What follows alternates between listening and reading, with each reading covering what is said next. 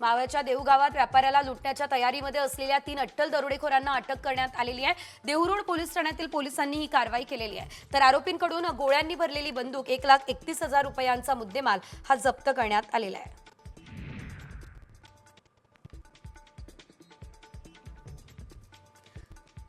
लाचलुचपत प्रतिबंधक विभागाने बारामतीमध्ये मोठी कारवाई केलेली आहे। बारामती नगर परिषदेचे मुख्य नगर रचनाकार विकास ढेकळेवारांना अटक करण्यात आलेली आहे। 1,75,000ची लाच घेताना रंगेहात पकडण्यात आले। तर लाचलुचपत प्रतिबंधक विभागाच्या कारवाईने सर्वत्र खळबळ उडाली आहे।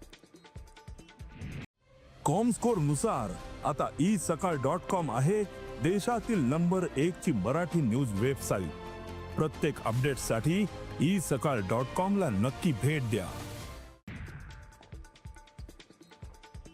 राज्यात बेरोजगारीचं विदारक चित्र आहे। पुण्यात 531 कारागृह महिला पोलीस जागांसाठी भरती सुरू आहे। तर या 531 जागांसाठी तब्बल 1,10,000 मुलींनी अर्ज दाखल केला।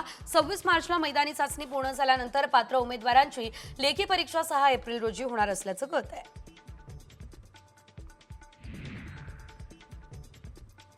महापालिकेकडून थकीत मिळकत करासाठी कोणत्याही प्रकारची अभय योजना राबवली जाणार नाही। त्यामुळे मिळकतधारकांनी आपला कर आणि थकबाकी आर्थिक वर्ष संपण्यापूर्वी भरावा, अन्यथा संबंधित मिळकतींवरती बेकायदेशीर ठप्पा लावत कायदेशीर कारवाई केली जाईल असा इशारा महानगरपालिका प्रशासनाने दिलेला आहे।